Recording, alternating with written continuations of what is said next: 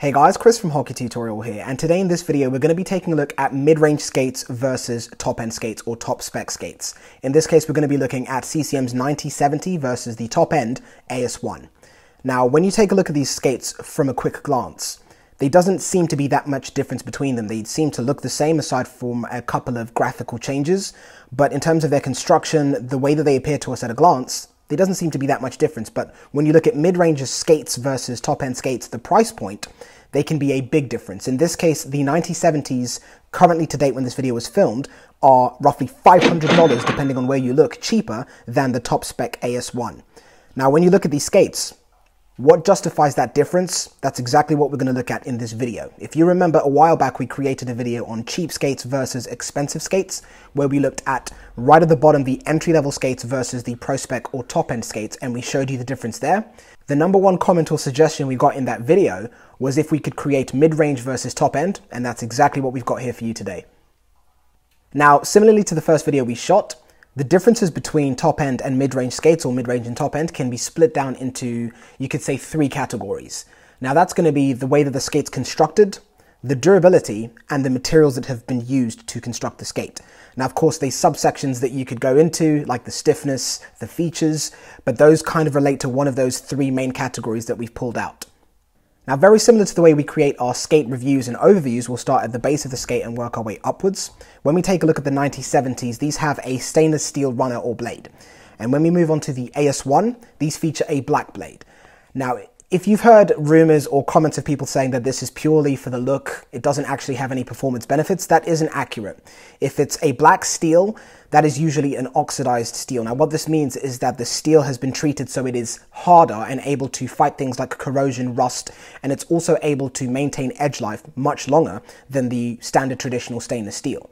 So what this means for the player, in terms of how you're going to notice that on the ice, is you're not going to have your skates sharpened as frequently.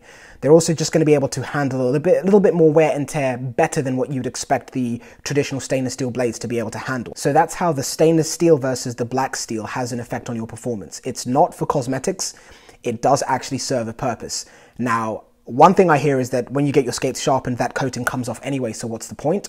The coating doesn't come off from where it's supposed to. The reason that the coating can get scraped off is if you take your skates to somebody that sharpens them that doesn't know the properties of this black blade, what they'll use is a stone or ceramic hone to run down the sides of the blades after sharpening, which is completely normal on traditional stainless steel. With black steel or colored steel, you're not supposed to do that. You only need to use a leather hone, and that maintains that black finish on the blade, which means that you'll maintain all of those performance benefits that we've covered. So that's definitely one that's slightly off topic, but really important to mention. If you have black runners, don't let people sharpen your skates and run that stone down the side of the blade. That'll absolutely ruin the coating and scrape it off. You're not supposed to do that. Leather hone, and you'll be fine. From there, moving up into the holders of these two skates, they both feature CCM's SB holder. There's absolutely no differences there. Both these skates are using the exact same holders. But when we move up from there into the actual structure of the skates, that's where we see those differences. That's where that difference in price point is justified. Now, when we look at the 9070s, these over here feature what I'd like to refer to as your traditional skate construction, where it's a boot, an outsole. The outsole is then attached onto the holder, which is then attached onto the blade. Now, that is a completely traditional way to construct a skate, and that's exactly what we have in the 9070s. But when we look at the AS1s, these do not feature an outsole. There is no outsole there whatsoever. It is a one-piece boot frame, so the entire structure of the skate around here is just one piece. Now, this type of construction has numerous benefits over the previous or traditional skate construction. The first and most obvious one is because you've isolated all of these different components into one piece, you remove a lot of unnecessary materials, a lot of glue, a lot of clips, a lot of pins, and obviously the outsole itself is now completely gone. So all of that weight is saved when you look at the traditional skate construction versus the one-piece boot frame. Now, aside from the weight that you're going to be saving with the one-piece boot frame, the other advantages, and probably the most critical advantages, it's going to be in the performance benefits of having that one-piece boot frame.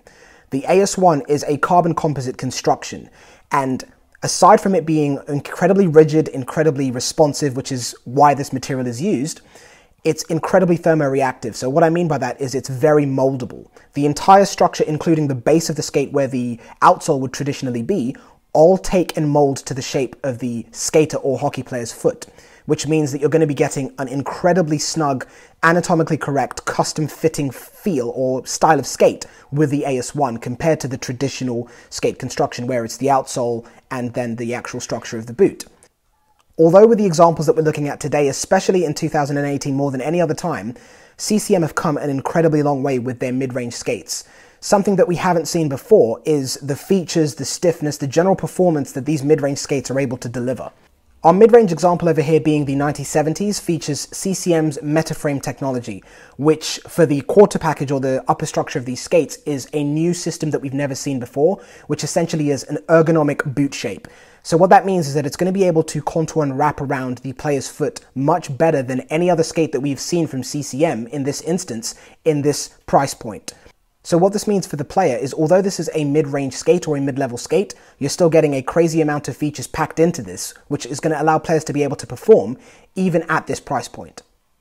So now comparing those features across both of these levels of skates, with the mid-range and the top end. With that one-piece boot frame that the AS1 features, we know that we're going to be getting an incredibly moldable skate because of the materials that have been used to construct it. That carbon composite is going to offer us not only the moldability, but also the stiffness, the rigidity that you expect in a skate of this level. It's going to be incredibly lightweight, very responsive and reactive because the entire boot is one piece. So any motion, any movement that you make with your foot, there's essentially nothing to interfere with that being translated directly onto the blade. There's no outsole, there's no clips, there's no pins. So you're getting a very, very high performance skate there. Now, when we look over at this one, we're looking at CCM's Metaframe technology, which again is giving us that ergonomic shape that's going to be able to contour and wrap around our foot. So still giving us great performance, but it's just not going to be at the same standard of the AS1. Now, when we look at the different types of players that would be suited for each of these types of skates, now, it's not just down to your ability which dictates what level of skate you should get. If you are a recreational player, a beer leaguer, but you are quite built, quite heavy, you're going to be on the ice 3 times a week, maybe a couple of games over the weekend, a skate at this level or lower than this level might not be adequate for the amount of time that you're going to be on the ice and of course for your build. You might have to look towards this kind of level because although this is a much more expensive skate and it has a ton of features, perhaps some of which you might not be able to fully maximize on, it still has a lot of those features that are going to benefit you. Because of that carbon composite construction, it's stiff, which means it's more supportive, which means it's more durable. So if you're going to be on the ice multiple times, you're a built player, this would be a much better pick than this skate over here. These are some of the elements that you need to consider when you're buying a skate. It's not just down to your level, it's also down to your build and of course how much you're going to be on the ice. So some of the other minor but seriously beneficial changes that are made to the skate when you go from mid-range to top end, if we take a look around the facing materials along the front of the skate. Now what you'll notice if you look at the AS1 versus the 9070s is that there's a lot of stitching, a lot of detailing around the eyelets and also a lot of synthetic leathers around the back portion of the skates around the heel.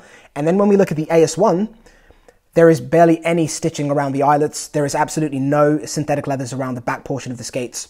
Now what these are referred to is non-performance components. If we look at the mid-range skates and we look at the back portions of the skates, although these synthetic leathers might help to improve the visual look of the skate, it looks pretty nice, it looks pretty cool, and the back portion of there obviously gets a little bit of assistance in the durability department because of this padding that's been added to the back with the synthetic leathers.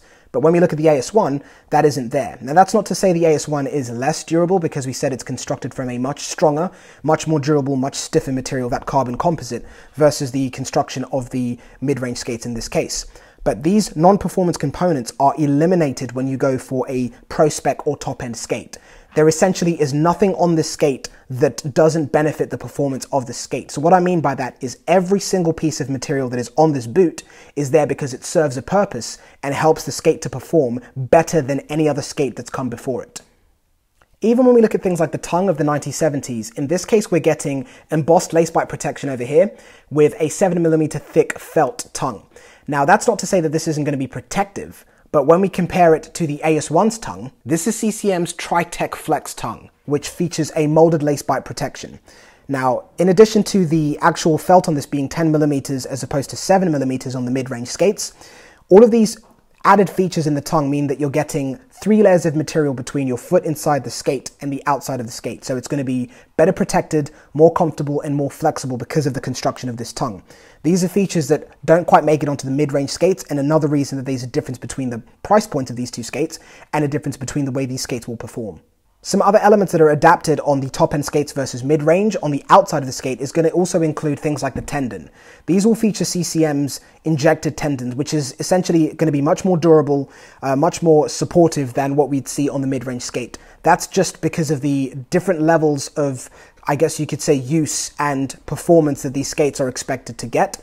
When we look along the sides of the skate as well, you also have injected vamping, which essentially is, I guess you could say, a pad or a barrier between the actual structure of the skate and the ice. So when you're cutting corners very, very low, playing very aggressively, you don't have to worry about the actual structure of the sides of the skate coming into contact with the ice, because of course, after a long time, after a long duration, that eats away into the materials and helps the skate break down. So by having injected vamping as opposed to synthetic leathers for the vamping on the side of the skate on the mid-range skate, it means that this skate will be able to stand up to a lot more wear and tear. It's going to be a lot more durable, it's going to be able to handle a lot more abuse on the ice, and that's exactly what you'd expect from a skate of this level. There's absolutely nothing wrong with these skates, and they're a phenomenal skate at the price point that they're at, but these skates over here are just intended for a lot more use. So much more games, much more aggressive play of hockey. Remember what I said, it doesn't come down to the level that you're playing. The amount of hockey you play should be a massive, massive indicator of which skates you should go for. Having all of these different features with the injected vamping and the injected tendon all add up to make a much more durable skate. So this skate will be able to handle itself a lot better in general use, general wear and tear of hockey versus these ones over here, especially if you're going to be playing a lot of hockey.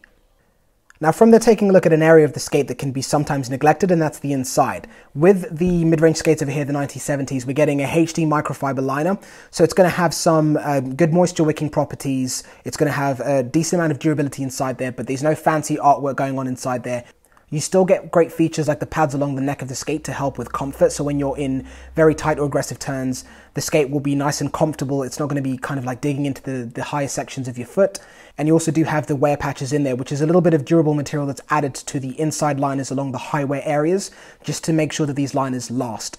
Again, I mentioned this at the start of the video. These are mid-range skates, and I'm stunned at how many features have been packed into a boot that costs $299. But it's still a great boot inside there. It gives you everything that you need to be able to play hockey without having to worry about the inside of your skate breaking down while still giving you great comfort. Now from there, taking a look at the liners inside the AS1s, if you're sitting there wondering what you could possibly do to improve hockey boots liner or hockey skates liner, this is CCM's Total Dry Pro liner. Now this has a ton of features when we compare it against the mid-range liners, the HD microfiber. The Total Dry Pro liner essentially is a better material which features better durability, better moisture wicking, better comfort, and also it's much, much lighter. Aside from having a lot of graphical changes inside the liner that you can see, it also features a slightly tactile surface which helps to keep your foot in place better in the skate to further prevent slippage, which is something that isn't present on mid-range skates. Aside from this, it's going to be able to manage moisture a lot better than the mid-range liners that are found inside the 1970s. So you're going to have a skate that deals with getting rid of the moisture inside there, keeping you dry and comfortable much, much more effectively than the mid-range skates.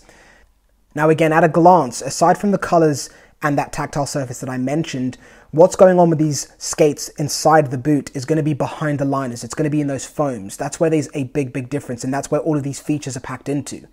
Now, this again is to target the type of player that's going to be inside these skates. These are some of the subtle but massive performance benefits changes that you'll find when you look at mid-range skates versus top end. A big thank you for watching this video all the way to the end. Of course, we can go into so much detail when you're looking at mid-range versus top spec, because although these skates look so similar, there are so many more features, so many more materials packed into the skate to benefit your performance in comparison to when we look at the mid-range skates. And hopefully we've been able to kind of isolate that and show you them in this video so you can better understand and be better informed when you're deciding which skates are going to be good for you to pick up. Of course, if you want to pick up these skates or others, there'll be a link down below in the video description to where you can do so. A big thank you to CCM for providing these skates for us to make this video possible. And if there's any other questions that you have on skates, please leave them down below in the comment section, or if there's another video that you want us to shoot on the differences between different types of skates, please leave your comments down below. I'll add a video down below in the video description that explains the difference between all of the different lines of skates that are out there, so you can understand why CCM has 3 different lines, and we'll go into a little bit more detail in that separate video. I'll also ping it somewhere across the top over there, but it will be down below in the video description as well. Thank you for watching, guys. Make sure you subscribe and hit the bell so you can be notified when we post a new video. Subscribe, like us on Facebook, Twitter, Instagram. Stay connected, and I'll catch you in the next one. Peace, guys, and thank you for watching.